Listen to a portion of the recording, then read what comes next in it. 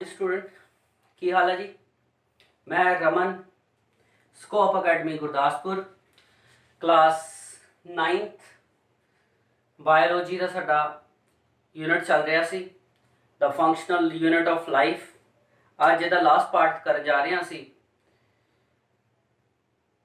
Startup they which cell की है, किस वास्ते साडे लिए इंपॉर्टेंट है, इहदी हिस्टरी की सी और लास्ट टाइम आपां सैल के इंपॉर्टेंट पार्ट्स की सी उहदी गल कीती ही।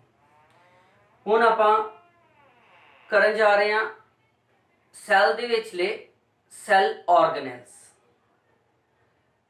सैल ऑर्गेनल्स की ने इहदी गल होएगी।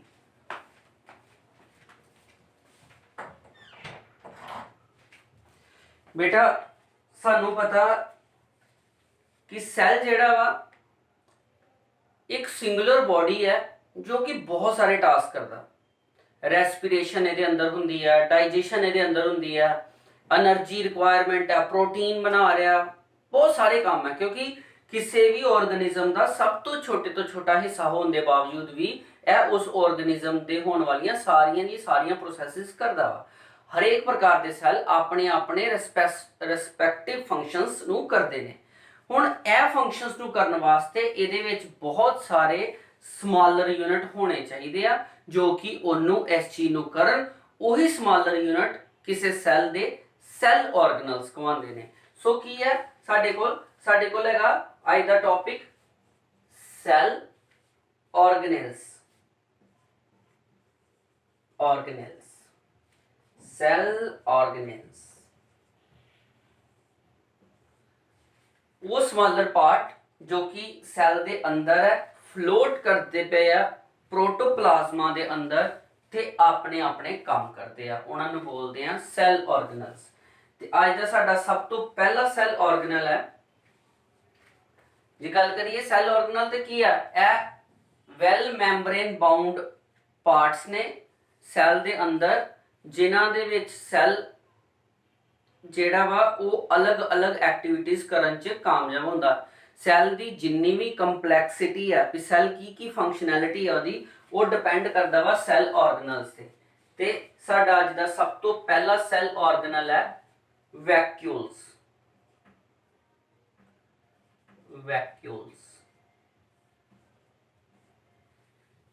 ठीक है जी। वैक्यूल्स की है वैक्यूल, क्यों आ वैक्यूल, कित्थे काम आंदा, इहदी गल करते हैं।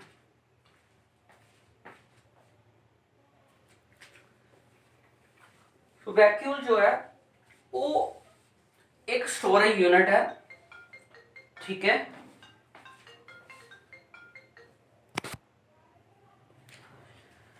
सॉरी बेटा, हाँ गल करते पे वैक्यूल्स की। वैक्यूल्स की ने, वैक्यूल्स किसी भी सैल दे अंदर एक तरह के स्टोरेज यूनिट ने।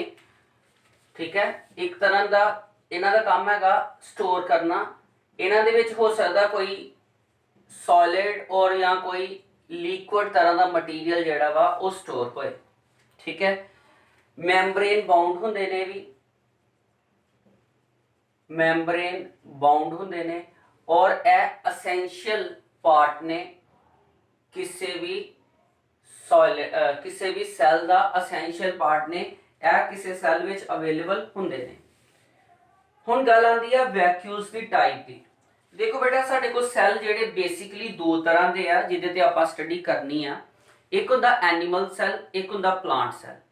एनीमल सैल जिहड़ा कि साडे तुहाडे वर्गे सारे तरह के ऑर्गेनिज्म च है और प्लांट सैल जो कि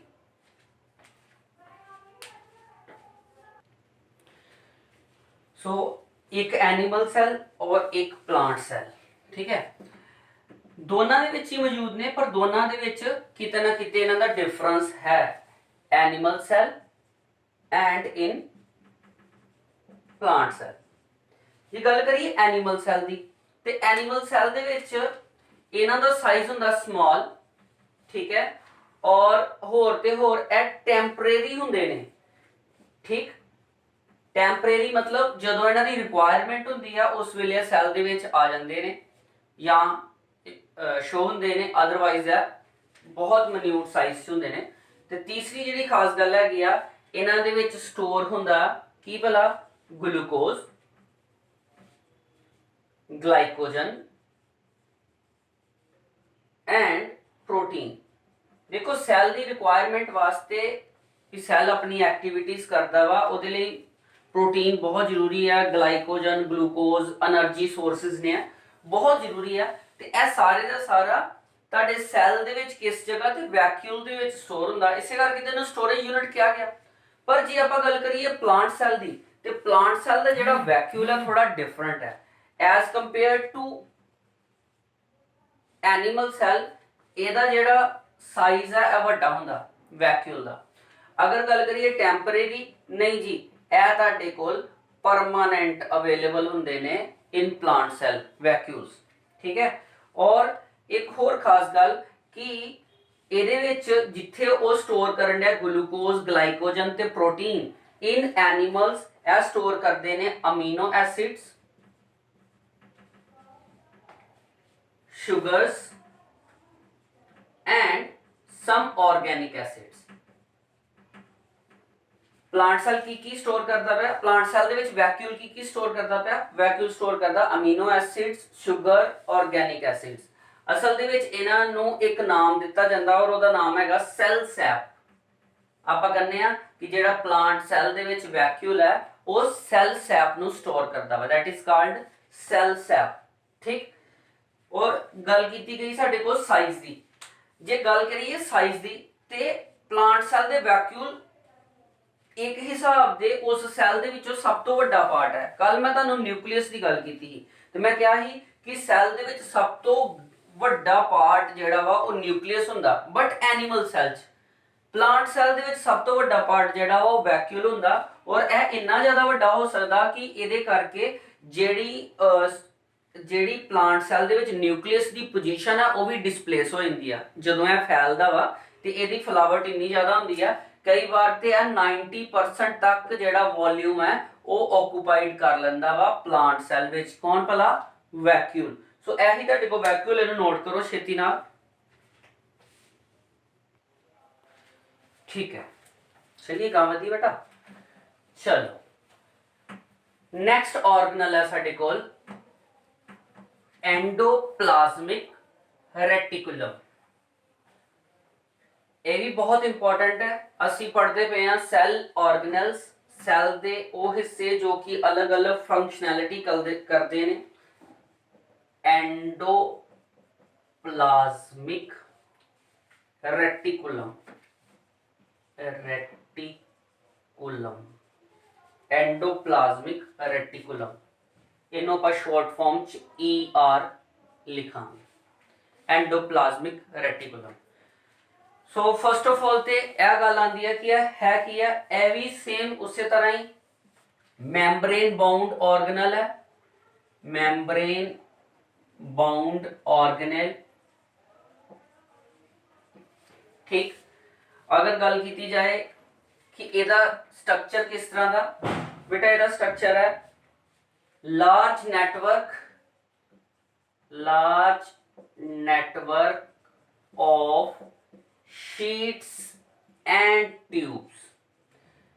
अब बहुत सारे शीट्स दी तरह दी स्ट्रक्चर या ट्यूब्स दी तरह दी स्ट्रक्चर नाल मिल के बनया हुंदा, ठीक है। मैं थोड़ा जिहा इहनूं बनाउण दी कोशिश करदा तुहानूं समझाउण वास्ते।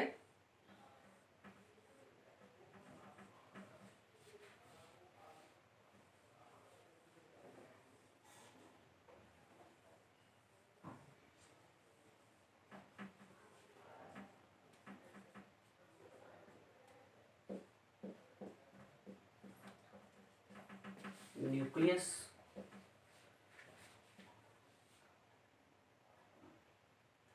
ਇਹ ਵਾ ਤੁਹਾਡਾ ER, ਜਿਹਦੇ ਵਿੱਚ ਇਹ ਜਿਹੜੀਆਂ ਤੁਸੀਂ ਦੇਖਦੇ ਪਏ ਹੋ ਇਹ ਟਿਊਬਸ ਨੇ, ਸਮਾਲਰ ਟਿਊਬਸ, ਔਰ ਇਹ ਤੁਹਾਡੀਆਂ ਸ਼ੀਟਸ ਲਾਈਕ ਸਟਰਕਚਰਸ ਨੇ। ਸੋ ਐਂਡੋਪਲਾਜ਼ਮਿਕ ਸਟਰਕਚਰ ਜਿਹੜਾ ਤੁਹਾਡੇ ਕੋਲ ਟਿਊਬਸ ਔਰ ਸ਼ੀਟਸ ਦਾ ਇੱਕ ਕੰਡੈਂਸਡ ਸਟਰਕਚਰ ਹੈ, ਕੰਪਲਿਕੇਟਡ ਜਿਹਾ ਸਟਰਕਚਰ ਹੈ। ਅਸਲ ਦੇ ਵਿੱਚ ਇਹ 3 ਫਾਰਮਸ ਦੇ ਵਿੱਚ ਮਿਲਿਆ ਜਾਂਦਾ ਵਾ।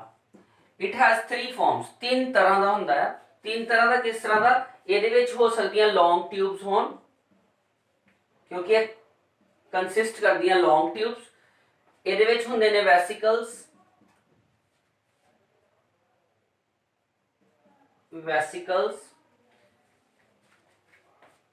ਔਰ ਇਹਦੇ ਵਿੱਚ ਹੁੰਦਾ ਵਾ ਤੁਹਾਡੇ ਕੋਲ ਸਿਸਟਰੇਨ। ਵੈਸਿਕਲ ਨੂੰ ਅਸੀਂ ਅਬਲੋਂਗ ਜਾਂ ਲੌਂਗ ਬੈਗਸ ਵੀ ਬੋਲਦੇ ਆ, ਠੀਕ ਹੈ। ਤੇ ਸਿਸਟਰੇਨ ਕੀ ਆ? ਜਿਹੜੀ ਤੁਹਾਡੀ ਸਿਸਟਰੇਨ ਹੈ ਇਹ ਇੱਕ ਤਰ੍ਹਾਂ ਦੀ ਕਲੋਜ਼ਡ ਸ਼ੀਟ ਹੈ, ਠੀਕ ਹੈ। ਇਟ ਮੀਨਸ ਕਿ ਤੁਹਾਡੇ ਕੋਲ ਜਿਹੜਾ ਐਂਡੋਪਲਾਜ਼ਮਿਕ ਰੈਟੀਕੂਲਮ ਹੈ ਉਹ 3 ਟਾਈਪਸ ਦਾ ਵਾ। ਲੌਂਗ ਟਿਊਬਸ ਤੁਸੀਂ ਆ ਦੇਖਦੇ ਪਏ ਹੋ, ਲੌਂਗ ਟਿਊਬ ਦੀ ਸ਼ਕਲ ਦੇ ਵਿੱਚ ਹੈ। ਉਸ ਤੋਂ ਇਲਾਵਾ ਇਹ ਸ਼ੀਟਸ ਦੀ ਸ਼ਕਲ ਦੇ ਵਿੱਚ ਵੀ ਹੈ। ਮੈਂ ਇੱਥੇ ਪੂਰੀ ਤਰ੍ਹਾਂ ਡਿਫਾਈਨ ਨਹੀਂ ਕਰ ਪਾਇਆ, ਪਰ ਨੋਟਸ ਵਿੱਚ ਮੈਂ ਤੁਹਾਨੂੰ ਇਹਦਾ ਸਟਰਕਚਰ ਡਿਫਾਈਨ ਜ਼ਰੂਰ ਕਰਾਂਗਾ, ਭੇਜਾਂਗਾ। ਤੇ ਸਿਸਟਰੇਨ ਲੌਂਗ ਬੈਗ ਜਿਹਨੂੰ ਆਪਾਂ ਵੈਸਿਕਲ ਬੋਲਿਆ, ਵੈਸਿਕਲ ਦਾ ਮਤਲਬ ਕੀ ਹੁੰਦਾ? ਇੱਕ ਇਸ ਤਰ੍ਹਾਂ ਦਾ ਬੈਗ ਜਿਹਨੂੰ ਤੁਸੀਂ ਥੋੜਾ ਜਿਹਾ ਸਟ੍ਰੈਚ ਕਰਤਾ, ਦੈਟ ਇਜ਼ ਕਾਲਡ ਵੈਸਿਕਲ। ਸੋ ਸਾਡੇ ਕੋਲ ਐਂਡੋਪਲਾਜ਼ਮਿਕ ਸਟਰਕਚਰ ਜੋ ਹੈ, ਐਂਡੋਪਲਾਜ਼ਮਿਕ ਰੈਟੀਕੂਲਮ, ਜੋ ਕਿ ਬਹੁਤ ਇੰਪੋਰਟੈਂਟ ਹੈ, ਉਹ 3 ਤਰ੍ਹਾਂ ਦੇ ਪਾਰਟਸ ਦੇ ਵਿੱਚ ਬਿਲੋਂਗ ਕਰਦਾ। ਹੁਣ ਗੱਲ ਆਉਂਦੀ ਹੈ ਇਹਦੀ ਪੋਜੀਸ਼ਨ ਦੀ। ਦੇਖੋ ਬੇਟਾ, ਇਹਦੀ ਜੇ ਗੱਲ ਕਰੀਏ position the, it's one side is attached with nucleus। ਇਹਦੀ ਇੱਕ ਸਾਈਡ ਨਿਊਕਲੀਅਸ ਨਾਲ ਅਟੈਚ ਹੁੰਦੀ ਆ, ਔਰ ਇਟਸ ਅਨਦਰ ਸਾਈਡ, ਇੱਕ ਸਾਈਡ ਜਿਹੜੀ ਆ ਉਹ ਅਟੈਚਡ ਹੁੰਦੀ ਆ ਸੈੱਲ ਮੈਂਬਰੇਨ ਨਾਲ, ਜਿਹਨੂੰ ਆਪਾਂ ਪਲਾਜ਼ਮਾ ਮੈਂਬਰੇਨ ਵੀ ਕਿਹਾ। ਮਤਲਬ ਅਗਰ ਮੰਨ ਲਓ ਆ ਪੂਰੇ ਦਾ ਪੂਰਾ ਸੈੱਲ ਆ, ਔਰ ਸੈੱਲ ਦੀ ਜਿਹੜੀ ਸੈੱਲ ਮੈਂਬਰੇਨ ਆ, ਇੱਕ ਸਾਈਡ ਜਿਹੜੀ ਆ ਸੈੱਲ ਨਾਲ ਇਹਦੀ ਅਟੈਚਡ ਹੋਏਗੀ, ਸੈੱਲ ਮੈਂਬਰੇਨ ਨਾਲ, ਔਰ ਇਹ ਕੀ ਬਣਾਇਆ ਹੋਇਆ? ਇਹ ਮੈਂ ਤੁਹਾਨੂੰ ਨਿਊਕਲੀਅਸ ਬਣਾਇਆ। ਇਹ ਨਿਊਕਲੀਅਸ ਦੇ ਨਾਲ ਲੱਗਿਆ ਹੁੰਦਾ, ਯਾਨੀ ਕਿ ਇੱਕ ਪਾਸੋਂ ਨਿਊਕਲੀਅਸ ਨਾਲ ਲੱਗਿਆ ਔਰ ਦੂਸਰੇ ਪਾਸੋਂ ਸੈੱਲ ਮੈਂਬਰੇਨ ਦੇ ਨਾਲ ਲੱਗਿਆ ਹੋਇਆ, ਠੀਕ ਹੈ। ਇਹ ਤੇ ਹੋ ਗਈ ਗੱਲ ਕਿ ER ਯਾਨੀ ਕਿ ਐਂਡੋਪਲਾਜ਼ਮਿਕ ਰੈਟੀਕੂਲਮ ਜਿਹੜਾ ਵਾ ਉਹ ਕੀ ਆ ਔਰ ਕਿਸ ਤਰ੍ਹਾਂ ਦਾ ਹੁੰਦਾ। 3 ਦੀਆਂ ਸ਼ੇਪਸ ਨੇ, 3 ਪ੍ਰਕਾਰ ਦਾ ਹੋ ਸਕਦਾ। ਹੁਣ ਗੱਲ ਆਉਂਦੀ ਆ ਜਿਹੜਾ ER ਐਂਡੋਪਲਾਜ਼ਮਿਕ ਰੈਟੀਕੂਲਮ ਹੈ, ਇਹਦੀਆਂ ਟਾਈਪਸ ਦੀ, ਠੀਕ ਹੈ। ਟਾਈਪਸ ਇਹ 2 ਪ੍ਰਕਾਰ ਦਾ। ਇੱਕ ਹੈਗਾ ਤੁਹਾਡੇ ਕੋਲ ਰਫ ਐਂਡੋਪਲਾਜ਼ਮਿਕ ਰੈਟੀਕੂਲਮ ਤੇ ਦੂਸਰਾ ਵਾ ਸਮੂਥ ਐਂਡੋਪਲਾਜ਼ਮਿਕ ਰੈਟੀਕੂਲਮ। 2 ਪ੍ਰਕਾਰ ਨੇ ਇਹਦੀਆਂ, 2 ਟਾਈਪਸ ਨੇ। 2 ਟਾਈਪਸ ਕੀ ਕਰਦੀਆਂ? ਦੇਖੋ ਮੈਂ ਨਾ ਵਧੀਆ ਪਿਕਚਰਾਈਜੇਸ਼ਨ ਨਹੀਂ ਕਰ ਪਾਇਆ, ਪਰ ਚਲੋ ਫਿਰ ਵੀ ਤੁਹਾਨੂੰ ਦੱਸਦਾ। ਇਹਦੇ ਵਿੱਚ 2 ਪ੍ਰਕਾਰ ਨੇ। ਇੱਕ ਪ੍ਰਕਾਰ ਜਿਹੜੀ ਆ ਉਹ ਸਮੂਥ ਹੁੰਦੀ ਆ, ਔਰ ਇੱਕ ਟਾਈਪ ਐਂਡੋਪਲਾਜ਼ਮਿਕ ਦੀ ਕੁਝ ਏਰੀਆ ਜਿਹੜਾ ਵਾ ਇਹਦਾ ਰਫ ਹੁੰਦਾ, ਔਰ ਜਿਹੜਾ ਰਫ ਏਰੀਆ ਹੁੰਦਾ ਉੱਥੇ ਪ੍ਰੈਜ਼ੈਂਟ ਹੁੰਦੇ ਨੇ ਰਾਈਬੋਸੋਮਸ, ਜਾਂ ਕਹ लो कि ਰਾਈਬੋਸੋਮਸ ਕਰਕੇ ਰਫ ਹੈ, ਜਾਂ ਕਹ लो कि ਰਫ ਹੈ ਇਸ ਕਰਕੇ ਰਾਈਬੋਸੋਮ ਇਹਦੇ ਉੱਤੇ ਆ ਕੇ ਲੱਗ ਜਾਂਦੇ ਆ। ਪੜਿਆ ਸੀ ਨਾ ਰਾਈਬੋਸੋਮ ਕੀ ਆ? ਰਾਈਬੋਸੋਮ ਤੁਹਾਡੇ ਪ੍ਰੋਟੀਨ ਨੂੰ ਬਣਾਉਣ ਵਾਲੀ ਸਾਈਟ ਹੈ, ਜਾਂ ਕਹ लो कि ਉਹ ਯੂਨਿਟ ਹੈ ਜੋ ਕਿ ਪ੍ਰੋਟੀਨ ਬਣਾਏਗਾ। ਸਮੂਥ ER ਸਮੂਥ ਹੁੰਦੀ ਆ, ਇਹਦੇ ਉੱਤੇ ਐਬਸੈਂਟ ਹੁੰਦਾ ਵਾ ਰਾਈਬੋਸੋਮ, ਇਹਦੇ ਤੇ ਤੁਹਾਡਾ ਰਾਈਬੋਸੋਮ ਪ੍ਰੈਜ਼ੈਂਟ ਨਹੀਂ ਹੁੰਦਾ। ਸੋ ਐਂਡੋਪਲਾਜ਼ਮਿਕ ਰੈਟੀਕੂਲਮ 2 ਪ੍ਰਕਾਰ ਦਾ ਹੈ। ਇੱਕ ਉਹ ਜੋ ਕਿ ਰਫ ਹੈ ਔਰ ਉਹਦੇ ਉੱਤੇ ਮੌਜੂਦ ਹੈ ਰਾਈਬੋਸੋਮ, ਔਰ ਦੂਸਰਾ ਉਹ ਜੋ ਕਿ ਐਬਸੈਂਟ ਹੈ, ਦੂਸਰਾ ਉਹ ਜੋ ਕਿ ਸਮੂਥ ਹੈ ਔਰ ਉਸ ਦੇ ਉੱਤੇ ਪ੍ਰੈਜ਼ੈਂਟ ਹੈ ਰਾਈਬੋਸੋਮ, ਠੀਕ ਹੈ। ਕਲੀਅਰ ਹੋ ਗਿਆ ਇੱਥੋਂ ਤੱਕ? ਕਰੋ ਇਹਨੂੰ ਨੋਟੀਫਾਈ।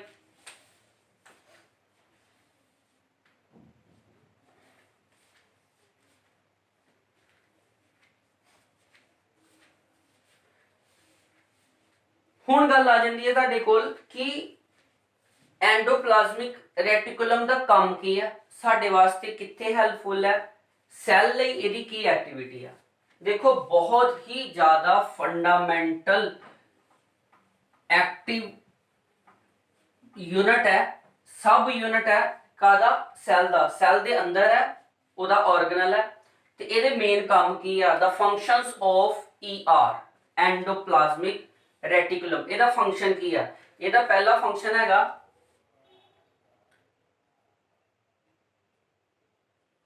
synthesize rough ER,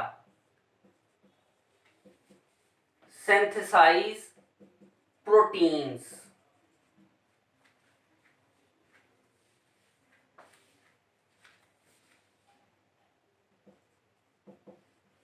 जो ਤੁਹਾਡਾ ਰਫ ਰੈਟੀਕੂਲਮ ਹੈ ਉਹ ਪ੍ਰੋਟੀਨ ਬਣਾਉਂਦਾ, ਦੱਸਿਆ ਨਾ ਉਹਦੇ ਤੇ ਰਾਈਬੋਸੋਮ ਹੁੰਦੇ ਆ ਤੇ ਰਾਈਬੋਸੋਮ ਪ੍ਰੋਟੀਨ ਬਣਾਉਂਦੇ ਆ, ਜਦ ਕਿ ਸਮੂਥ ER ਸਮੂਥ ਐਂਡੋਪਲਾਜ਼ਮਿਕ ਰੈਟੀਕੂਲਮ ਇਹ ਕੀ ਬਣਾਉਂਦਾ ਵਾ, ਇਹ ਤੁਹਾਨੂੰ ਦਿੰਦਾ ਵਾ ਕਿ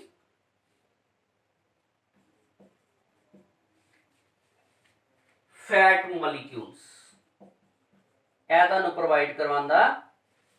SER gives you fat molecule, यानी कि जेड़ा रफ है वो तानू प्रोटीन दिंदा, जो स्मूथ है वो तानू प्रोवाइड करवांदा फैट मॉलिक्यूल।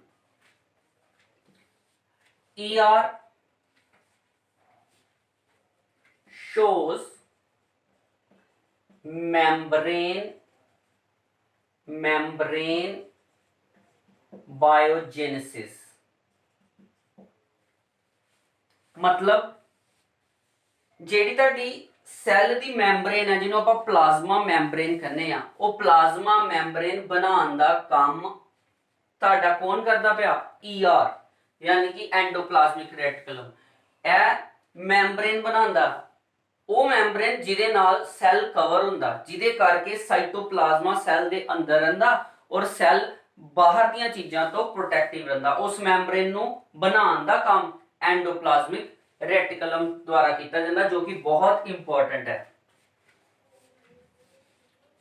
समझ आई गल?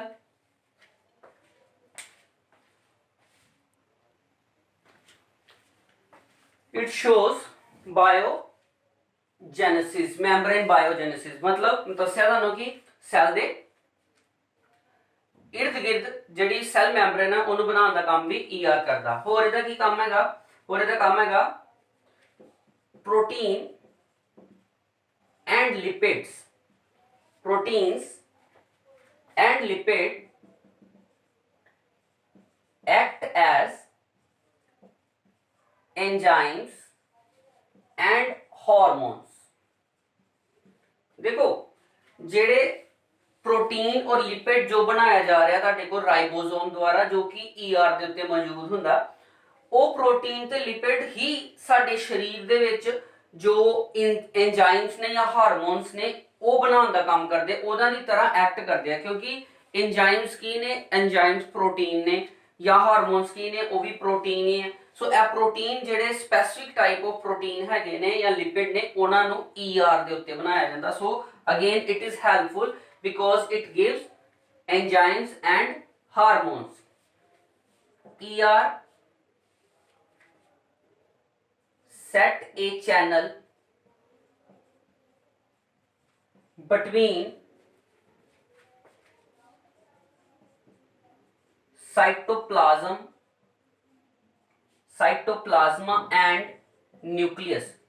ਤੁਹਾਡਾ ਨਿਊਕਲੀਅਸ ਔਰ ਨਿਊਕਲੀਅਸ ਦਾ ਨਾਲ ਦੇਖੋ ਨਾ ਇਹਦੀ ਸਟਰਕਚਰ ਕਿਸ ਤਰ੍ਹਾਂ ਦੀ ਹੈ, ਨਿਊਕਲੀਅਸ ਦੇ ਨਾਲ ਇਹ ਜੁੜਿਆ ਹੋਇਆ ER, ਇਹ ਇੱਕ ਕਿਸਮ ਦਾ ਚੈਨਲ ਬਣਾਉਂਦਾ ਤਾਂ ਜੋ ਕਿ ਟਾਈਮ ਦੇ ਉੱਤੇ ਇਹਨਾਂ ਦੇ ਵਿੱਚ ਹੋਣ ਵਾਲੀ ਇਨਕਮਿੰਗ ਆਊਟਗੋਇੰਗ ਜੋ ਡਾਟਾ ਜੋ ਮਟੀਰੀਅਲ ਇਹਨਾਂ ਨੂੰ ਨਿਊਕਲੀਅਸ ਨੂੰ ਚਾਹੀਦਾ ਇਹ ਪ੍ਰੋਵਾਈਡ ਕਰਵਾਉਂਦਾ, ਜੋ ਨਿਊਕਲੀਅਸ ਤੋਂ ਮਟੀਰੀਅਲ ਸਾਈਟੋਪਲਾਜ਼ਮ ਨੂੰ ਚਾਹੀਦਾ ਉਹਦੇ ਤੋਂ ਬਾਹਰ ਕੱਢਦਾ। ਸੋ ਇੱਕ ਤਰ੍ਹਾਂ ਦਾ ਚੈਨਲ ਬਣਾ ਰਿਹਾ, ਇੱਕ ਪਾਥ ਬਣਾ ਰਿਹਾ ਜਿਹਦੇ ਨਾਲ ਟ੍ਰਾਂਸਫਰ ਆਫ ਦਾ ਮਟੀਰੀਅਲ ਹੋ ਸਕੇ। ER ਦਾ ਇਹ ਵੀ ਇੱਕ ਫੀਚਰ ਹੈ। ਸੋ ਲਾਸਟ ਫੀਚਰ ਤੇ ਗੱਲ ਕਰਦੇ ਹਾਂ, ਡੀਟੌਕਸੀਫਾਈ poisons and drugs। देखो सैल ਦੇ ਅੰਦਰ ਅਗਰ ਕਿਸੇ ਪ੍ਰਕਾਰ ਦੇ ਨਾਲ ਕਿਸੇ ਵੀ ਤਰ੍ਹਾਂ ਦਾ ਕੋਈ ਪੋਇਜ਼ਨਸ ਮਟੀਰੀਅਲ ਜਾਂ ਡਰਗ ਜਿਹੜਾ ਵਾ ਉਹ ਚਲਾ ਜਾਂਦਾ ਵਾ ਤੇ ਐਂਡੋਪਲਾਜ਼ਮਿਕ ਰੈਟੀਕੂਲਮ ਦੇ ਵਿੱਚ ਇੱਕ ਬਹੁਤ ਵਧੀਆ ਕੁਆਲਿਟੀ ਹੈ, ਇਹ ਉਹਨੂੰ ਡੀਟੌਕਸੀਫਾਈ ਮਤਲਬ ਉਸ ਨੂੰ ਉਹਦਾ ਜਿਹੜਾ ਇੰਪੈਕਟ ਹੈ ਉਹਦੀ ਜਿਹੜੇ ਉਹਦੇ ਤੋਂ ਹੋਣ ਵਾਲੀ ਜਿਹੜੀ ਪ੍ਰੋਬਲਮ ਹੈ ਇਹਨੂੰ ਡੀਟੌਕਸੀਫਾਈ ਕਰ ਦਿੰਦਾ, ਉਹਨੂੰ ਬਿਲਕੁਲ ਖਤਮ ਕਰ ਦਿੰਦਾ। ਉਸ ਤਰ੍ਹਾਂ ਦੇ ਪੋਇਜ਼ਨ ਦੀ ਜਿਹੜੀ ਜੋ ਇੰਪੈਕਟ ਹੋਣਾ ਵਾ ਉਹ ਇੰਪੈਕਟ ਨਹੀਂ ਪੈਣ ਦਿੰਦਾ। ਸੋ ਆਪਾਂ ਕੀ ਪੜਿਆ? ਆਪਾਂ ਪੜਿਆ एंडोप्लाज्मिक रेटिकुलम एक ऑर्गेनल है जो कि मैम्ब्रेन बाउंड है। यह 3 प्रकार का होंदा, ट्यूब्स, सिस्ट्रेन और वैसिकल, ये 3 टाइप्स पढ़े। उस तो बाद आप गल की कि मतलब यह सैल दे न्यूक्लियस के बाहर 2 तरह नाल है, एक ते रफ एक स्मूथ। रफ वाले एरिया दे विच तुहाडे कोल राइबोसोम हुंदे आ जो कि प्रोटीन बनाते हैं, लिपिड्स बनाते हैं। स्मूथ वाला जिहड़ा वा वो तुहाडे कोल फैट दे रहा, फैट मॉलिक्यूल्स दे रहा। उस तो इलावा तुहाडे सैल दी मैम्ब्रेन बनाउण दे विच इहदा बहुत बड़ा रोल है, ठीक है। और यह सारे फीचर्स असीं कीते। ऐसी एंडोप्लाज्मिक रेटिकुलम, करो इन्हूं नोट।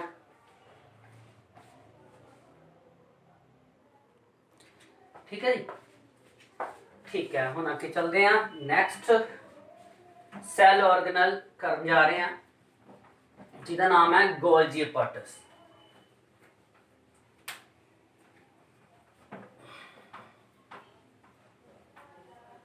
ठीक है, एक एक करके आप सारे सैल दे ऑर्गेनल करांगे, उन्हां दी फंक्शनैलिटी देखते पे हैं आपां। गोल्जी अपॉर्टस, ठीक है। यह की है, ਇਹਦਾ काम की है, किथे अवेलेबल है, हुण इहदी गल करते हैं। देखो बेटा, जिहड़ा गोल्जी अपॉर्टस है ना, वो तुहाडे सैल दे विच ही एक पर्टिकुलर स्ट्रक्चर की तरह हुंदा। इहदा स्ट्रक्चर हुंदा लगभग, ये भी कंपलैक्स स्ट्रक्चर ही है,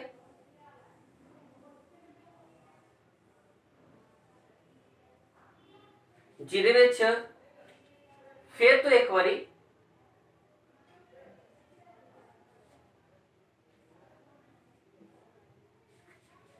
एक मैम्ब्रेन बाउंड स्ट्रक्चर है जो कि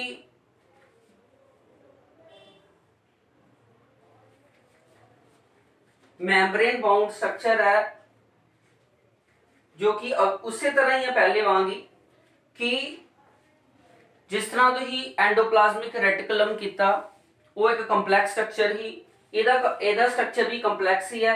ये भी इसे फॉर्म दे विच ही डिफाइन हो रहा, इसे फॉर्म च ही बनया। ਇਹਦੇ ਵਿੱਚ ਤੁਹਾਡੇ ਕੋਲ ਮੈਂਬਰੇਨ ਬਾਉਂਡ 3 ਪ੍ਰਕਾਰ ਦੀ ਸਟਰਕਚਰ ਇੱਕੋ ਜਿਹੀ ਹੁੰਦੀਆਂ ਨੇ। ਇਹਦੇ ਵਿੱਚ ਤੁਹਾਡੇ ਕੋਲ ਮੈਂਬਰੇਨ ਬਾਉਂਡ ਵੈਸਿਕਲਸ ਨੇ, ਠੀਕ ਹੈ, ਸਿਸਟਰਨੇ ਨੇ,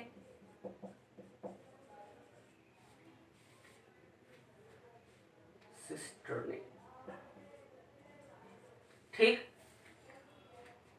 और ਇਹਦੇ ਨਾਲ अवेलेबल है वैक्यूल्स। वैक्यूल्स यानी कि ट्यूब लाइक स्ट्रक्चर्स, ठीक है। वैक्यूल्स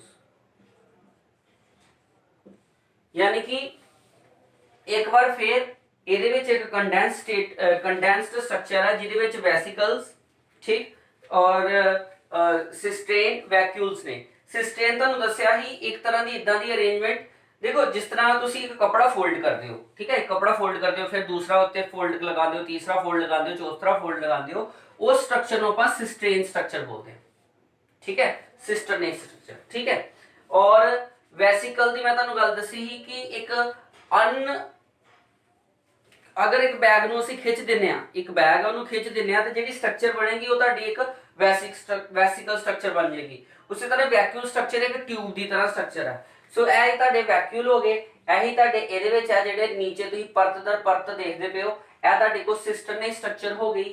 और यह तुहाडे उपर वाले जिहड़े बैग लाइक स्ट्रक्चर्स ने उपर, यह तुहाडे कोल वैसिकल स्ट्रक्चर हो गए। इस तरह यह जिहड़ी गोल्जी बॉडीज ने, गोल्जी बॉडीज भी जिहड़ियां ने यह एंडोप्लाज्मिक रेटिकुलम की तरह ही एक कंपलैक्स स्ट्रक्चर नूं मिल के बणियां हुंदियां ने, ठीक है। ਜਿਹਦੇ ਵਿੱਚੋਂ ਜਿਹੜੀ ਹੈ ਸਿਸਟਰ ਨੇ, ਇਹ ਜਿਹੜੀ ਪੈਰਲਲ ਸਟਰਕਚਰ ਤੁਸੀਂ ਦੇਖਦੇ ਪਏ ਹੋ ਇੱਕ ਦੂਜੇ ਦੇ, ਇਹ ਸਿਸਟਰ ਨੇ ਆ, ਠੀਕ ਹੈ। ਔਰ ਇਹ ਇੱਕ ਨੈਟਵਰਕ ਦੀ ਤਰ੍ਹਾਂ ਅਵੇਲੇਬਲ ਹੁੰਦੀਆਂ ਨੇ ਇਨ ਐਨੀਮਲ ਸੈਲ। ਜੇ ਗੱਲ ਕਰੀਏ ਐਨੀਮਲ ਸੈਲ ਦੀ, ਤੇ ਐਨੀਮਲ ਸੈੱਲ ਦੇ ਵਿੱਚ ਇਹਨਾਂ ਦਾ ਸਟਰਕਚਰ ਇੱਕ ਤਰ੍ਹਾਂ ਦਾ ਨੈਟਵਰਕ ਸਟਰਕਚਰ ਹੈ ਜੋ ਕਿ ਸਾਰੀਆਂ ਚੀਜ਼ਾਂ ਨਾਲ ਇਕੱਠਾ ਬਣਿਆ ਨੈਟਵਰਕ ਸਟਰਕਚਰ ਹੈ। ਇਸ ਨੈਟਵਰਕ ਸਟਰਕਚਰ ਦੇ ਦੋ ਫੇਸ ਨੇ। ਇੱਕ ਫੇਸ ਜਿਹੜਾ ਨਿਊਕਲੀਅਸ ਸਾਈਡ ਦੇ ਉੱਪਰ ਹੈ, ਜੋ ਫੇਸ ਨਿਊਕਲੀਅਸ ਸਾਈਡ ਵਾਲੀ ਸਾਈਡ ਤੇ ਆ। ਜਿਸ ਤਰ੍ਹਾਂ ਪਹਿਲਾਂ ਕੀਤਾ ਹੈ ਨਾ, ਅਗਰ ਮੰਨ ਲਓ ਇਹ ਨਿਊਕਲੀਅਸ ਹੈ ਤੇ ਇਹ ਜਿਹੜਾ ਫੇਸ ਨਿਊਕਲੀਅਸ ਸਾਈਡ ਵਾਲੇ ਪਾਸੇ ਹੈ ਇਹਨੂੰ ਸਿਸ ਫੇਸ ਕਿਹਾ ਜਾਂਦਾ, ਠੀਕ ਹੈ। ਔਰ ਉਸ ਤੋਂ ਬਾਅਦ ਇਹ ਜਿਹੜਾ ਨੀਚੇ ਵਾਲਾ ਸਟਰਕਚਰ ਹੈ ਇਹਨੂੰ ਅਸੀਂ ਬੋਲਦੇ ਹਾਂ ਟਰਾਂਸ ਫੇਸ, ਠੀਕ ਹੈ। ਸੋ ਜਿਹੜਾ ਤੁਹਾਡੇ ਕੋਲ ਗੋਲਜੀ ਬੋਡੀ ਆ, ਗੋਲਜੀ ਬੋਡੀ ਜਿਹੜਾ ਵਾ ਦੋ ਫੇਸ ਹੈ ਉਹਦੇ। ਇੱਕ ਨਿਊਕਲੀਅਸ ਸਾਈਡ ਦੇ ਉੱਤੇ ਜਿਹੜਾ ਫੇਸ ਆ ਉਹਨੂੰ ਸਿਸ ਫੇਸ ਕਿਹਾ ਗਿਆ, ਜੋ ਕਿ ਉਹਦੇ ਆਪੋਜ਼ਿਟ ਸਾਈਡ ਤੇ ਫੇਸ ਆ ਉਹਨੂੰ ਅਸੀਂ ਟਰਾਂਸ ਫੇਸ ਬੋਲਦੇ ਹਾਂ। ਪਰ ਜੇ ਗੱਲ ਕਰੀਏ ਨਾ ਐਨੀਮਲ ਸੈੱਲ ਦੇ ਵਿੱਚ ਤੇ ਇਹਦੀ ਸਟਰਕਚਰ ਹੈਗੀ ਹੈ ਤੁਹਾਡੇ ਕੋਲ ਨੈਟਵਰਕ ਸਟਰਕਚਰ। ਪਰ ਜੇ ਗੱਲ ਕਰੀਏ ਪਲਾਂਟ ਸੈੱਲ ਦੀ, ਤੇ ਪਲਾਂਟ ਸੈੱਲ ਦੇ ਵਿੱਚ ਇਹ ਡਿਸਟ੍ਰੀਬਿਊਟਡ ਹੁੰਦੇ ਆ ਸਮਾਲਰ ਫਾਰਮ ਦੇ ਵਿੱਚ। ਫੋਰ ਐਗਜ਼ਾਮਪਲ ਅਗਰ ਇਹ ਸੈੱਲ ਹੈ ਤੇ ਸੈੱਲ ਦੇ ਵਿੱਚ ਨਿਊਕਲੀਅਸ ਹੈ ਤੇ ਕਿਸੇ ਵੀ ਜਗ੍ਹਾ ਦੇ ਉੱਤੇ ਆ ਸਮਾਲਰ ਫਾਰਮ 'ਚ ਡਿਸਟ੍ਰੀਬਿਊਟਡ ਏਰੀਆ 'ਚ ਅਲੱਗ-ਅਲੱਗ ਜਗ੍ਹਾ ਤੇ ਅਵੇਲੇਬਲ ਹੁੰਦੇ ਆ Golgi bodies. But in case of animal cell ਇਹ ਇੱਕ ਨੈਟਵਰਕ ਸਟਰਕਚਰ ਹੈ, ਕਾਫੀ ਵੱਡਾ ਨੈਟਵਰਕ ਸਟਰਕਚਰ ਇਹ ਹੁੰਦਾ, ਠੀਕ ਹੈ। ਕਲੀਅਰ ਹੈ, ਸਮਝ ਆ ਗਿਆ ਇੱਥੋਂ ਤੱਕ?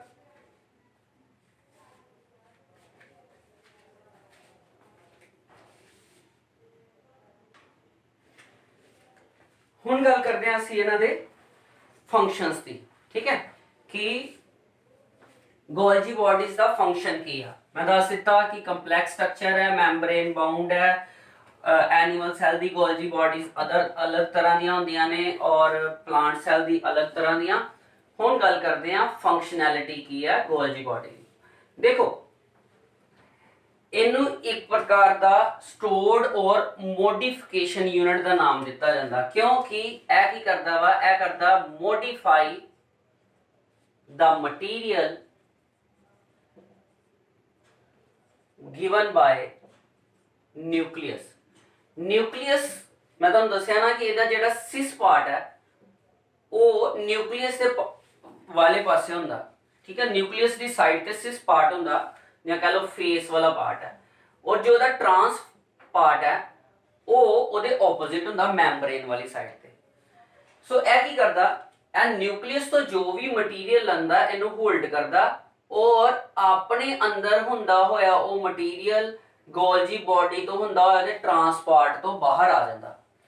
ਇਸ ਦਰਮਿਆਨ ਜੋ ਮਟੀਰੀਅਲ ਗੋਲਜੀ ਬੋਡੀ ਦੇ ਵਿੱਚੋਂ ਪਾਸ ਆਊਟ ਹੋਇਆ ਇਹ ਉਹਨੂੰ ਬਹੁਤ ਵਧੀਆ ਤਰੀਕੇ ਨਾਲ ਵੈਲ ਡਿਫਾਈਨਡ ਤਰੀਕੇ ਨਾਲ ਮੋਡੀਫਾਈ ਕਰ ਦਿੰਦਾ। ਸੋ ਇਹਦਾ ਮੇਨ ਕੰਮ ਕੀ ਹੈਗਾ, ਮੋਡੀਫਾਈ ਦਾ packets and give them a proper shape and proper materialise system. ਜੋ ਸਾਨੂੰ ਮਟੀਰੀਅਲ ਦੇ ਵਿੱਚ ਚਾਹੀਦਾ ਉਸ ਹਿਸਾਬ ਨਾਲ ਉਹਨੂੰ ਠੀਕ ਕਰ ਦਿੰਦਾ, ਜੋ ਰਿਕੁਆਇਰਮੈਂਟ ਹੈ ਸੈੱਲ ਦੀ ਉਸ ਹਿਸਾਬ ਨਾਲ ਇਹ ਮੋਡੀਫਾਈਡ ਯੂਨਿਟ ਉਸ ਮਟੀਰੀਅਲ ਨੂੰ ਇੱਕਦਮ ਕਲੈਰੀਫਾਈ ਕਰ ਦਿੰਦਾ, ਠੀਕ ਹੈ। ਹੁਣ ਗੱਲ ਆਉਂਦੀ ਹੈ, ਫੋਰ ਐਗਜ਼ਾਮਪਲ ਮੈਂ ਤੁਹਾਨੂੰ ਦੱਸਣਾ ਸਿੰਪਲ ਸ਼ੂਗਰ ਨੂੰ ਅਗਰ ਤੁਸੀਂ ਐਗਜ਼ਾਮਪਲ ਹੈ ਕੰਪਲੈਕਸ ਸ਼ੂਗਰ ਦੇ ਵਿੱਚ ਗੱਲ ਕਰੀਏ ਕਿ ਸਿੰਪਲ ਸ਼ੂਗਰ ਕੰਪਲੈਕਸ ਸ਼ੂਗਰ ਕਿਦਾਂ ਬਣਦੀਆਂ ਨੇ। ਜਦੋਂ ਕੋਈ ਸਿੰਪਲ ਸ਼ੂਗਰ ਦਾ ਮੋਲੀਕਿਊਲ ਸਿਸ ਪਾਰਟ ਦੇ ਵਿੱਚ ਐਂਟਰ ਕਰਦਾ ਤੇ ਸਾਡਾ ਜਿਹੜਾ ਗੋਲਜੀ ਬੋਡੀ ਹੈਗਾ ਉਹ ਗੋਲਜੀ ਅਪਾਰਟਸ ਜਿਹੜਾ ਵਾ ਉਹਨਾਂ ਨੂੰ ਆਪਸ ਵਿੱਚ ਪਲੱਸ ਕਰਕੇ ਮੋਡੀਫਾਈਡ ਕਰਕੇ ਟਰਾਂਸ ਸਾਈਡ ਦੇ ਉੱਤੋਂ ਕੰਪਲੈਕਸ ਸ਼ੂਗਰ ਮੋਲੀਕਿਊਲ ਬਣਾ ਕੇ ਦਿੰਦਾ, ਯਾਨੀ ਕਿ ਸਿੰਪਲ ਸ਼ੂਗਰ ਨੂੰ ਕੰਪਲੈਕਸ ਸ਼ੂਗਰ ਦੇ ਵਿੱਚ ਕਨਵਰਟ ਕਰ ਦਿੱਤਾ। ਸੋ ਇੱਕ ਹਿਸਾਬ ਦਾ ਇਹ ਇੱਕ ਮੋਡੀਫਾਇਰ ਇੱਕ ਕਨਵਰਟਰ ਯੂਨਿਟ ਹੈ।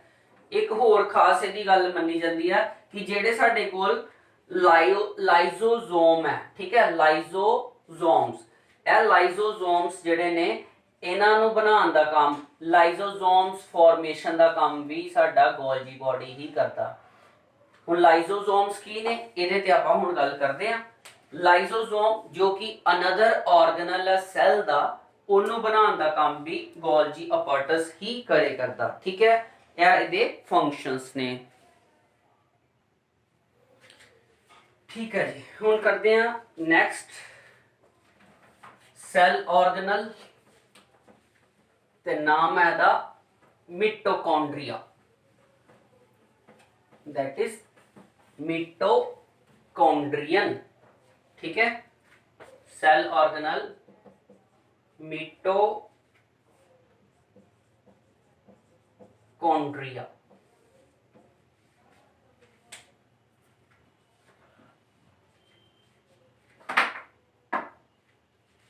अगर सिंगुलर होए तो इनू कहा जाता मिटोकॉन्ड्रियन। ठीक है जी, यह सैल दा अनदर सैल ऑर्गेनल है, इसकी भी बहुत इंपॉर्टेंस है। यह सैल दे अंदर साइटोप्लाज्म दे विच यह भी ऑर्गेनल रहिंदा है, यह उहदे च रिसाइड करदा। हुण गल करदे हां दे स्ट्रक्चर्स दी। देखो ये स्ट्रक्चर कुछ इस तरह दी है।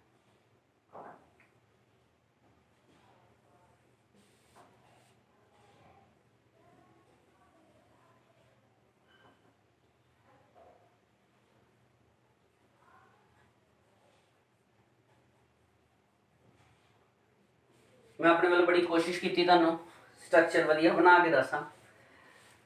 माइटोकॉन्ड्रिया, माइटोकॉन्ड्रिया तुहाडे कोल एक डबल लेयर सिस्टम नाल या कह लो डबल मैंब्रेन ऑर्गेनल है। ये दो मैंब्रेन ने, जिहदे विच यह वाली जिहड़ी मैंब्रेन है जो कि ओपन मैंब्रेन है, इनू आपां मैंब्रेन 1 कह दिंदे आ।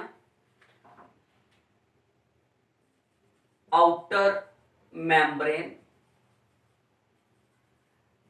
जबकि जिहड़ी अंदर वाली मैंब्रेन है यह फोल्ड हुंदी है। ठीक है, उसी तरह ही फोल्ड जिस तरह आपां ER एंडोप्लाज्मिक रेटिकुलम च किया, उसी तरह ही फोल्ड जिस तरह असी गोल्जी अपॉर्टस की गल की। यह तुहाडी इनर मैंब्रेन है। इनर मैंब्रेन फोल्डेड हुंदी है। ठीक है, इट इज फोल्डेड। जिहड़ी आउटर मैंब्रेन है वो पोरस नेचर दी है। पोरस नेचर समझते हैं ना, छोटे छोटे छेद होना नूं बोलते हैं, पोरस नेचर है। जबकि जिहड़ी इनर मैंब्रेन है, inner membrane it is deeply folded. Deeply folded का मतलब कि यह अंदर होने के नाल नाल इहदी बहुत ज्यादा फोल्डिंग की। जो मतलब आप किसी चीज को फोल्ड करी जाने दैट इज डीपली फोल्डेड। ठीक है, और इहदे फोल्ड नूं तुसी जदों पढ़दे पे ही गोल्जी बॉडी या तुसी पढ़दे पे ही एंडोप्लाज्मिक रेटिकुलम, ओहदे विच जिहड़े फोल्ड ही उहनां नूं आपां की बोलता ही, ओहदे च बोलिया ही सिस्टरने।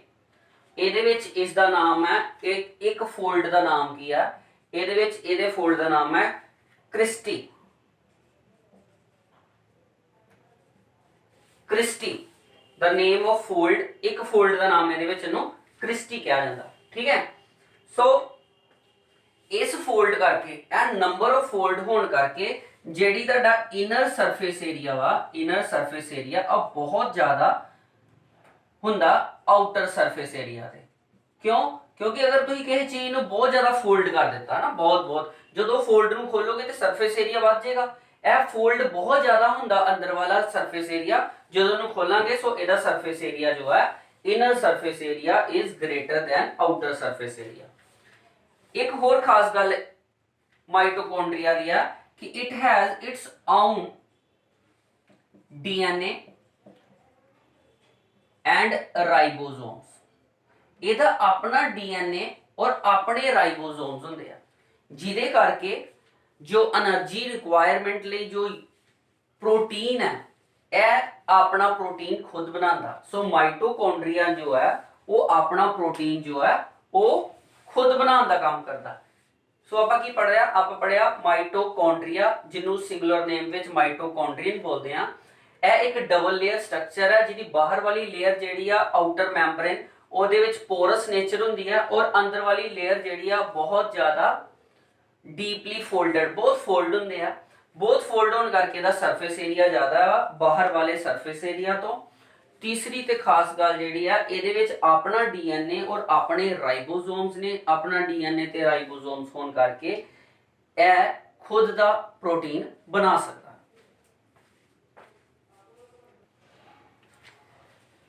ਸੋ ਹੁਣ ਗੱਲ ਕਰਦੇ ਹਾਂ ਮਾਈਟੋਕੌਂਡਰੀਆ ਦੇ function the.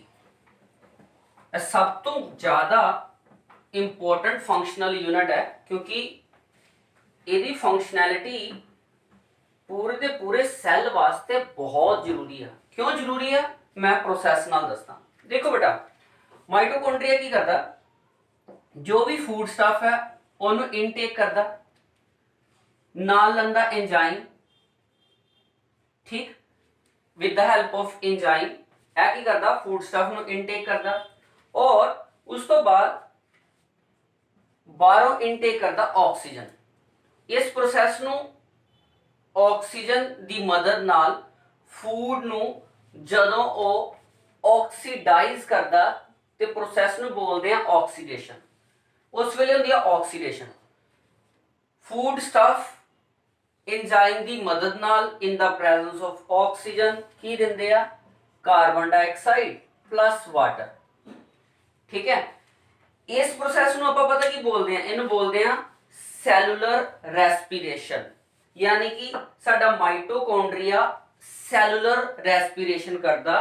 it intake food with the help of enzyme and oxygen. it oxidize the food and give us carbon dioxide and water.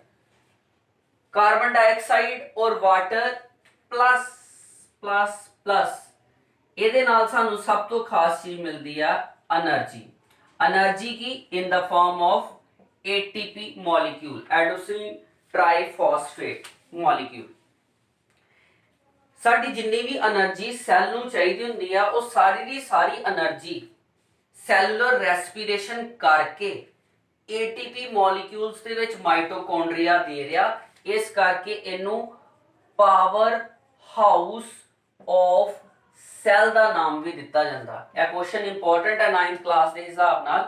क्यों कहा जाता power house of cell? Because it gives all the requireable energy of the cell to do all the activities। ਹੁਣ cell ਨੇ ਜਿੰਨੀਆਂ ਵੀ activities ਕਰਨੀਆਂ ਵਾ ਉਹ ਸਾਰੀਆਂ ਐਕਟੀਵਿਟੀਜ਼ ਕਰਨ ਦੇ ਲਈ ਸੈੱਲ ਨੂੰ ਜੋ એનર્ਜੀ ਚਾਹੀਦੀ ਆ ਉਹ એનર્ਜੀ ਸਾਡਾ ਮਾਈਟੋਕੌਂਡਰੀਆ ਦੇ ਰਿਹਾ। ਉਹ ਕੀ ਕਰਦਾ, ਉਹ ਫੂਡ ਦੀ ਆਕਸੀਡੇਸ਼ਨ ਕਰਦਾ ਵਾ, ਉਹਨੂੰ ਕਨਵਰਟ ਕਰਦਾ ਕਾਰਬਨ ਡਾਈਆਕਸਾਈਡ ਔਰ ਵਾਟਰ ਦੇ ਵਿੱਚ ਔਰ ਲੋਟ ਆਫ એનર્ਜੀ ਦਿੰਦਾ ਵਾ ਇਨ the form of ATP molecules. ਠੀਕ ਹੈ, so it is energy resource. ਜਿੰਨੀ ਵੀ એનર્ਜੀ ਆ ਉਹ ਸਾਰੀ એનર્ਜੀ ਜਿਹੜੀ ਆ ਸਾਡੇ ਕੋਲ ਕਿੱਥੋਂ ਮਿਲਦੀ ਵੀ ਆ? ਮਾਈਟੋਕੌਂਡਰੀਆ ਤੋਂ। ਸੋ ਜਿੰਨੀਆਂ ਵੀ ਐਕਟੀਵਿਟੀਜ਼ ਨੇ ਸਾਰੀਆਂ ਐਕਟੀਵਿਟੀਜ਼ ਕਰਨ ਵਾਸਤੇ ਮਾਈਟੋਕੌਂਡਰੀਆ ਦਾ ਹੋਣਾ ਬਹੁਤ ਜ਼ਰੂਰੀ ਹੈ। ਸਮਝ ਆਈ ਗੱਲ?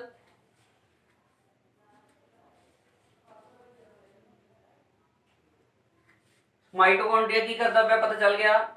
It takes food and oxidize the food with the help of enzyme and oxygen, and after it gives carbon dioxide with water and lot of energy। ਇਹ એનર્ਜੀ ਜਿਹੜੀ ਆ ਇਸ એનર્ਜੀ ਨੂੰ ਆਪਾਂ ATP molecules ਦੇ ਵਿੱਚ ਮੰਨਦੇ ਆ ਵੀ ATP molecules ਦੇ ਰਿਹਾ ਸਾਨੂੰ।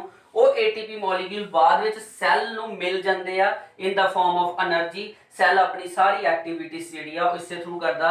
ਸੋ ਮਾਈਟੋਕੌਂਡਰੀਆ ਕਰਦਾ ਪਿਆ cellular respiration, it work as the powerhouse of the cell और it gives oxidation and so on। ठीक है, सो यही ਤੁਹਾਡੇ ਕੋ ਮਾਈਟੋਕੌਂਡਰੀਆ, ਇਹਨੂੰ ਨੋਟ ਕਰ ਲਓ।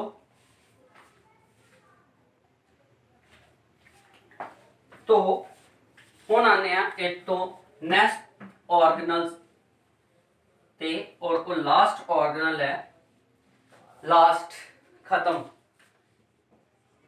ਲਾਈਜ਼ੋਜ਼ੋਮਸ। मैं जी गल की थोड़ी देर पहला, खत्म कर देना।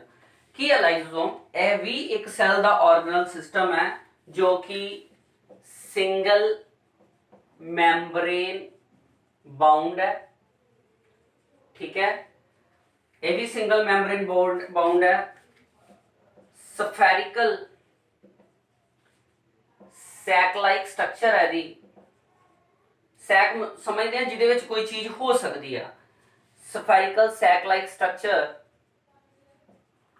which contains digestive enzymes। ठीक है, लाइसोसोम भी सिंगल लेयर्ड ऑर्गेनल ही है। ਲਾਈਜ਼ੋਜ਼ੋਮ ਇੱਕ ਸਫੈਰਿਕਲ ਸਟਰਕਚਰ ਦੀ ਤਰ੍ਹਾਂ ਹੈ ਔਰ ਉਸ ਸਫੈਰਿਕਲ ਸਟਰਕਚਰ ਦੇ ਅੰਦਰ ਡਾਈਜੈਸਟਿਵ ਐਂਜ਼ਾਈਮਸ ਹੁੰਦੇ ਨੇ। ਡਾਈਜੈਸਟਿਵ ਐਂਜ਼ਾਈਮਸ ਕਿਹੜੇ ਐਂਜ਼ਾਈਮਸ ਨੇ? ਜਿਨ੍ਹਾਂ ਦਾ ਯੂਜ਼ ਕੀਤਾ ਜਾਂਦਾ ਵਾ। ਡਾਈਜੈਸਟਿਵ ਐਂਜ਼ਾਈਮਸ ਕੀ ਕਰਦੇ ਆ? ਇਹ ਕਰਦੇ ਆ ਕਿ ਅਗਰ ਕੋਈ ਕੰਪਲੈਕਸ ਸਬਸਟੈਂਸ ਹੈ, ਫॉर एग्जांपल फूड ही लगा लो, ਤੇ ਉਹਨੂੰ ਤੋੜ ਕੇ ਸਿੰਪਲਰ ਸਬਸਟੈਂਸ ਦੇ ਵਿੱਚ ਤੋੜ ਦਿੰਦੇ ਆ, ਸਿੰਪਲਰ ਸਬਸਟੈਂਸ। ਸੋ ਡਾਈਜੈਸਟਿਵ ਐਂਜ਼ਾਈਮਸ ਦਾ ਮੇਨ ਕੰਮ ਹੈਗਾ ਡਾਈਜੈਸ਼ਨ ਦਾ, ਮੇਜਰ ਪਾਰਟ ਨੂੰ ਬਿਗਰ ਪਾਰਟ ਨੂੰ ਸਮਾਲਰ ਪਾਰਟ ਦੇ ਵਿੱਚ ਤੋੜ ਦੇਣਾ। ਅਸਲ ਵਿੱਚ ਡਾਈਜੈਸਟਿਵ ਐਂਜ਼ਾਈਮਸ ਜਿਹੜੇ ਨੇ ਜੇ ਦੇਖਿਆ ਜਾਏ ਤੇ ਇਹ ਤੁਹਾਡੇ ਕੋਲ RER ਰਫ ਐਂਡੋਪਲਾਜ਼ਮਿਕ ਰੈਕਟੀਕੂਲਮ ਤੋਂ ਹੀ ਨਿਕਲਦੇ ਆ। ਠੀਕ ਹੈ, ਰਫ ਐਂਡੋਪਲਾਜ਼ਮਿਕ ਰੈਕਟੀਕੂਲਮ ਤੋਂ ਨਿਕਲਦੇ ਆ ਔਰ ਲਾਈਜ਼ੋਜ਼ੋਮ ਦੇ ਵਿੱਚ ਹੈ ਭਰੇ ਹੋਏ ਹੁੰਦੇ ਨੇ। ਠੀਕ ਹੈ, ਹੁਣ ਲਾਈਜ਼ੋਜ਼ੋਮ ਦਾ ਕੰਮ ਕੀ ਹੈ? ਇਹ ਇੱਕ ਕਿਸਮ ਦਾ ਵੇਸਟ ਡਿਸਪੋਜ਼ੇਬਲ ਸਿਸਟਮ ਹੈ। ਵੇਸਟ ਡਿਸਪੋਜ਼ਲ ਸਿਸਟਮ ਮਤਲਬ ਸੈੱਲ ਦੇ ਵਿੱਚ ਕੋਈ ਵੀ ਇਹੋ ਜੀ ਆਇਡੈਂਟੀਟੀ ਜੋ ਕਿ ਸੈੱਲ ਲਈ ਜ਼ਰੂਰੀ ਨਹੀਂ ਹੈ ਜਾਂ ਸੈੱਲ ਤੋਂ ਬਾਹਰ ਤੋਂ ਆਈ ਹੈ, ਇਹ ਕੀ ਕਰਦੇ ਨੇ? ਇਹਨਾਂ ਨੂੰ ਆਪਣੇ ਅੰਦਰ ਸਮਾ ਲੈਂਦੇ ਨੇ। ਉਹਦੇ ਵਿੱਚ ਇਹ ਡਾਈਜੈਸਟਿਵ ਐਂਜ਼ਾਈਮਸ ਉਸ ਆਇਡੈਂਟੀਟੀ ਨੂੰ ਪੂਰੀ ਤਰ੍ਹਾਂ ਖਤਮ ਕਰ ਦਿੰਦੇ ਆ। ਠੀਕ ਹੈ, ਸੋ ਇਸ ਕਰਕੇ ਇਹਨਾਂ ਨੂੰ ਵੇਸਟ ਡਿਸਪੋਜ਼ੇਬਲ ਸਿਸਟਮ ਕਿਹਾ ਗਿਆ, ਕਿਉਂਕਿ ਕੋਈ ਵੀ ਫੋਰਨ ਆਇਡੈਂਟੀਟੀ ਫੋਰਨ ਮਟੀਰੀਅਲ ਜਿਹੜਾ ਇਹਦੇ 'ਚ ਐਂਟਰ ਹੁੰਦਾ, ਚਾਹੇ ਉਹ ਕੋਈ ਬੈਕਟੀਰੀਆ ਵਾ, ਚਾਹੇ ਉਹ ਕੋਈ ਵੇਸਟ ਮਟੀਰੀਅਲ ਹੈ, ਵੇਸਟ ਫੂਡ ਮਟੀਰੀਅਲ ਹੈ, ਚਾਹੇ ਕੋਈ ਵਾਇਰਸ ਹੈ, ਕਿਸੇ ਵੀ ਤਰ੍ਹਾਂ ਦਾ, ਲਾਈਜ਼ੋਜ਼ੋਮਸ ਉਹਨੂੰ ਆਪਣੇ ਅੰਦਰ ਲਿਜਾ ਕੇ ਉਹਨੂੰ ਪੂਰੀ ਤਰ੍ਹਾਂ ਨਾਲ ਬਰਨ ਆਊਟ ਕਰ ਦਿੰਦੇ ਆ, ਖਤਮ ਕਰ ਦਿੰਦੇ ਆ। ਠੀਕ ਹੈ, ਇਹਨਾਂ ਨੂੰ ਇੱਕ ਹੋਰ ਨਾਮ ਦਿੱਤਾ ਜਾਂਦਾ, ਜਿਸ ਤਰ੍ਹਾਂ ਆਪਾਂ ਮਾਈਟੋਕੌਂਡਰੀਆ ਨੂੰ power house of the cell ਕਿਹਾ, ਉਸੇ ਤਰ੍ਹਾਂ ਹੀ ਇੱਥੇ ਨਾਮ ਹੈਗਾ ਤੁਹਾਡੇ ਕੋਲ ਇਹਦਾ ਨਾਮ ਹੈ ਸੁਸਾਈਡਲ ਬੈਗ ਆਫ ਸੈੱਲ। ਇਹਨਾਂ ਨੂੰ ਸੁਸਾਈਡ ਬੈਗ ਆਫ ਸੈੱਲ ਦਾ ਨਾਮ ਵੀ ਦਿੱਤਾ ਜਾਂਦਾ ਲਾਈਜ਼ੋਜ਼ੋਮ। ਲਾਈਜ਼ੋਜ਼ੋਮ ਕੀ ਕਰਦੇ ਆ? ਲਾਈਜ਼ੋਜ਼ੋਮ ਅਗਰ ਮੰਨ ਲਓ ਸੈੱਲ ਆਪਣੀ ਐਕਟੀਵਿਟੀ ਕਰਨਾ ਖਤਮ ਕਰ ਦੇ ਜਾਂ ਸੈੱਲ 올ਡ ਹੋ ਜਾਏ ਜਾਂ ਉਹ ਆਪਣੀ ਡੈਡ ਸਟੇਟ ਵਿੱਚ ਚਲੇ ਜਾਂਦਾ ਵਾ, ਉਸ ਵੇਲੇ ਜਿਹੜੇ ਲਾਈਜ਼ੋਜ਼ੋਮ ਹੈ ਇਹ ਵੀ ਖਤਮ ਹੋ ਜਾਂਦੇ ਆ, ਇਹਨਾਂ ਦੀ ਲੇਅਰ ਵੀ ਟੁੱਟ ਜਾਂਦੀ ਹੈ ਤੇ ਐਂਜ਼ਾਈਮ ਸਾਰੇ ਪੂਰੇ ਸੈੱਲ ਵਿੱਚ ਫੈਲ ਜਾਂਦੇ ਆ। ਉਹ ਪੂਰਾ ਐਂਜ਼ਾਈਮ ਜੋ ਸੈੱਲ 'ਚ ਫੈਲਿਆ, ਜਿੰਨਾ ਵੀ ਈਵਨ ਲਾਈਜ਼ੋਜ਼ੋਮ ਖੁਦ ਵੀ ਔਰ ਸੈੱਲ ਦੇ ਬਹੁਤ ਸਾਰੇ ਮਟੀਰੀਅਲ ਨੂੰ ਇਹ ਖਤਮ ਕਰ ਦਿੰਦਾ ਵਾ ਡਾਈਜੈਸਟਿਵ ਐਂਜ਼ਾਈਮ। ਸੋ ਇਸ ਕਰਕੇ ਇਹਨਾਂ ਨੂੰ ਸੁਸਾਈਡਲ ਬੈਗ ਕਿਹਾ ਜਾਂਦਾ। whenever required they burn out itself also, ਇਹ ਆਪਣੇ ਆਪ ਨੂੰ ਵੀ ਖਤਮ ਕਰ ਲੈਂਦੇ ਆ। ਸੋ ਲਾਈਜ਼ੋਜ਼ੋਮ ਲਾਸਟ ਤੁਹਾਡੇ ਕੋਲ ਸੈੱਲ ਆਰਗੇਨਲ ਸੀ ਜਿਹਦਾ ਕੰਮ digestion of foreign material like bacteria, virus ਔਰ ਅਨਡਾਈਜੈਸਟਡ ਫੂਡ ਜਾਂ ਕੁਝ ਹੋਰ ਮਟੀਰੀਅਲ ਸੀ। ਠੀਕ ਹੈ, ਸੋ ਇਹਦੇ ਨਾਲ ਹੀ ਸਾਡੇ ਕੋਲ ਸੈੱਲ ਤੇ ਸੈੱਲ ਦੇ ਸਾਰੇ ਆਰਗੇਨਲ ਖਤਮ ਹੁੰਦੇ ਨੇ ਔਰ ਇਸ ਦੇ ਨਾਲ ਹੀ ਸਾਡਾ ਪਹਿਲਾ ਯੂਨਿਟ ਵੀ ਕੰਪਲੀਟ ਹੋ ਗਿਆ। ਹੋਪ ਸੋ ਮੈਂ ਤੁਹਾਨੂੰ ਸਾਰਾ ਕੰਪਲੀਟ ਕਰਵਾ ਦਿੱਤਾ, ਤੁਹਾਨੂੰ ਸਾਰੀ ਸਮਝ ਆ ਗਈ ਹੋਏਗੀ। ਮੈਂ ਇਹਦੇ ਨਾਲ ਜੁੜੇ ਹੋਏ ਸਾਰੇ ਨੋਟਸ ਜਿਹੜੇ ਆ ਉਹ ਤੁਹਾਨੂੰ ਮੈਂ ਦੇ ਦਿਆਂਗਾ। ਜਿਹੜੇ ਗਰੁੱਪਸ ਚੱਲਦੇ ਪਏ ਨੇ ਉਹਨਾਂ ਦੇ ਵਿੱਚ ਅਗਰ ਕੋਈ ਪ੍ਰੋਬਲਮ ਹੋਏ ਤਾਂ ਤੁਸੀਂ ਗਰੁੱਪ 'ਚ ਵੀ ਮੈਸੇਜ ਕਰ ਸਕਦੇ ਹੋ, ਨਹੀਂ ਤੇ ਇਸ ਵੀਡੀਓ ਦੇ ਨੀਚੇ ਵੀ ਕਮੈਂਟ ਕੀਤਾ ਜਾ ਸਕਦਾ।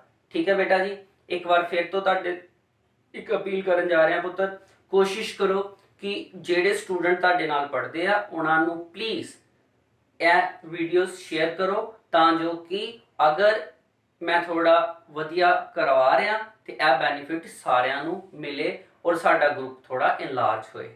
ਠੀਕ ਹੈ ਬੇਟਾ, ਓਕੇ, ਥੈਂਕ ਯੂ।